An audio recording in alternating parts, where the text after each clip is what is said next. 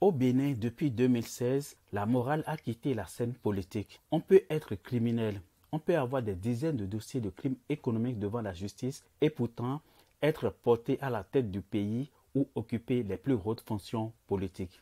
Plusieurs Béninois et certains philosophes des quartiers malsains de Cotonou vous auraient dit qu'ils attendent les preuves de ces crimes économiques. Pourtant, la politique a une fonction aussi noble que le fait même d'être soupçonné de fraude ou de corruption vous oblige à quitter immédiatement la scène publique et apporter par vous-même les preuves de votre innocence. Ce simple principe aurait évité au Bénin de porter à sa tête Patrice Talon et par conséquent faire économie des 7 pénibles années de souffrance, d'errance, de pillage systématique, d'exploitation de producteurs, de crimes économiques et de conflits d'intérêts à la tête du pays. Barthélemy Cassa, puisque c'est de lui qu'il s'agit, le spécialiste du lait hollandais était impliqué en 2015 dans une affaire de détournement de l'aide des Pays-Bas. Cet agent du PPA2, destiné à mettre à la disposition des populations de l'eau, avait été malmené, dissimulé ou utilisé à des fins autres que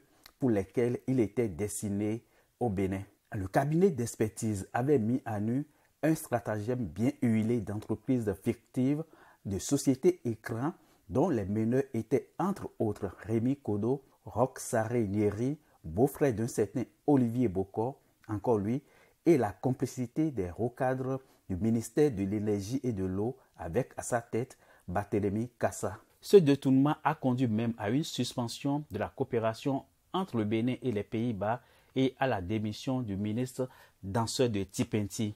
Depuis 2016, le Bénin étant devenu la terre de recyclage des criminels de tous bords pourvu qu'ils acceptent de se mettre à genoux devant Patrice Talon, on comprend pourquoi, malgré cette affaire qui a mis le Bénin au banc de la communauté internationale, Barthélemy Cassa a pu devenir aujourd'hui premier vice-président de l'Assemblée nationale. Et si cela ne suffisait pas, Barthélemy Cassa a été désigné pour représenter le Bénin dans les négociations avec les Américains dans le cadre du MCA. Quelle désinvolture! Quel pays respectable peut envoyer une personne soupçonnée de crimes économiques ou impliquée dans un scandale financier international retentissant le représenter dans des négociations financières? Sauf des républiques bananières bien sûr dirigées par des hommes sans foi ni loi. Patrice Talon confond-il l'argent des Américains à sa propre poche comme il le fait si bien avec l'argent du contribuable béninois qu'il a érigé en bien public et personnel et en dispose comme bon lui semble? En boutant Barthélemy Cassa dehors comme une brebis galeuse,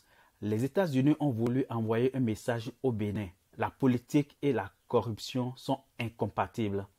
La leçon de Washington est sans équivoque. Toute personne impliquée dans les malversations financières ou qui dispose des deniers publics répondra tôt ou tard de ses forfaits, peu importe son pays d'origine. Si Barthélemy Cassa est réfugié au Bénin pour le moment et ne peut être inquiété, comme Patrice Talon et son clan, la sanction internationale des crimes économiques et des crimes de sang n'est qu'une question de temps.